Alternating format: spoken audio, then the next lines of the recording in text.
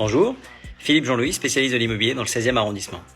Alors, je vous ai expliqué tout à l'heure quels étaient mes outils pour faire une estimation, un avis de valeur d'un bien immobilier.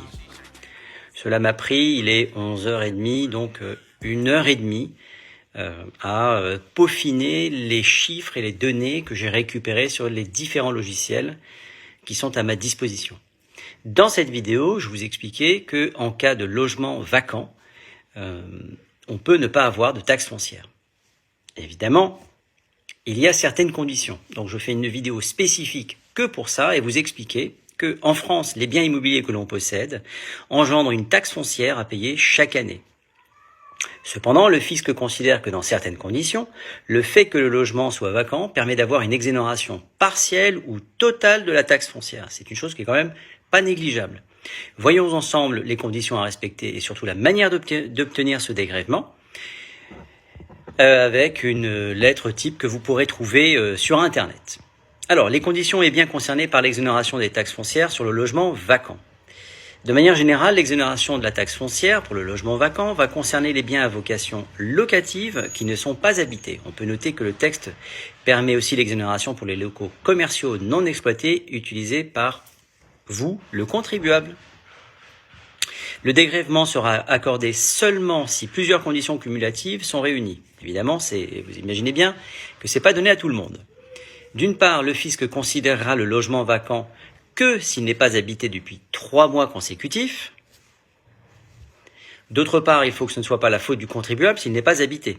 Évidemment, si l'appartement est pas louable parce qu'il y a eu un dégât des eaux, vous n'avez pas fait de réparation exprès pendant 3 mois et que c'est du coup inhabitable puisque pas aux normes de décence de location, eh bien vous serez quand même redevable. Donc, à partir du moment où on a rempli ces conditions-là, il y en a une autre, le fait que le logement soit inoccupé du fait d'une raison indépendante du propriétaire peut être évalué au cas par cas, mais on va retrouver des principes assez généraux. Si le bien n'est pas habité car vous devez faire des travaux afin de le remettre aux normes ou le rendre habitable, c'est indépendant de votre volonté et vous pouvez avoir l'exonération de la taxe foncière pour logement vacant. Si le bien est vide parce que vous n'avez pas cherché de locataire, inutile d'espérer l'exonération car c'est de votre faute s'il n'est pas loué. Dans l'optique où le bien est inoccupé ou ne possède pas assez d'immobilier pour y vivre et que ce n'est pas de votre fait, une exonération de taxe foncière peut s'appliquer sur demande si cela dure 3 mois ou plus. Quel est le montant de l'exonération de taxe foncière sur un bien vacant ? Alors, ça, on va rentrer dans le concret. On parle en fait d'une exonération partielle, le calcul est assez logique. Le fisc va faire un prorata de la taxe foncière et annuler 1/12 par chaque mois où le logement est vide. 1/12, au bout d'un an, on peut imaginer qu'on est à 0. Pour le départ, il va se baser sur le mois suivant la vacance jusqu'à la reprise de l'habitation. On donne même un exemple, je vous donnerai le site sur lequel je vous ai trouvé cette information, puisque c'est assez précis.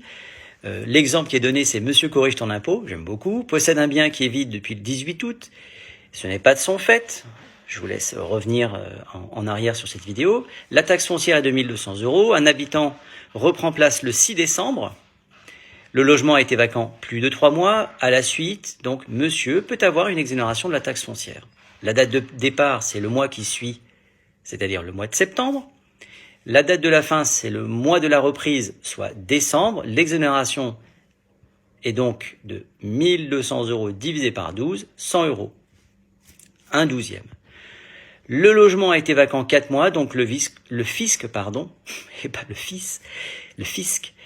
Donc le fisc va annuler 4 fois 100 €, soit 400 € de la taxe foncière de Monsieur corrige ton impôt. Corrige ton impôt, c'est d'ailleurs le site d'où vient ce texte. Maintenant il y a des travaux. Bon, c'est ça d'habiter dans une ville. Comment réclamer l'exonération de la taxe foncière pour logement vacant ? Quel délai pour envoyer votre courrier ? Là, je vous invite à prendre des notes. Soyez attentifs, le fisc ne va pas l'accorder si vous ne faites rien. On n'est pas vraiment surpris. C'est à vous de le prévenir afin de bénéficier de l'annulation partielle ou totale de l'impôt foncier. Pour cela, 2 solutions. Soit vous envoyez un courrier au centre des impôts le plus proche de chez vous, je vous laisse chercher le centre d'impôt le plus proche de chez vous. Soit vous les prévenez depuis votre espace en ligne, incroyable, on est en 2.0, on peut même faire via Internet, via la rubrique message sécurisé de impôt.gouv. Dans les deux cas, il suffit d'envoyer un courrier qui est pré-rédigé sur le site, donc je vous invite à aller voir sur le site Corrige ton impôt.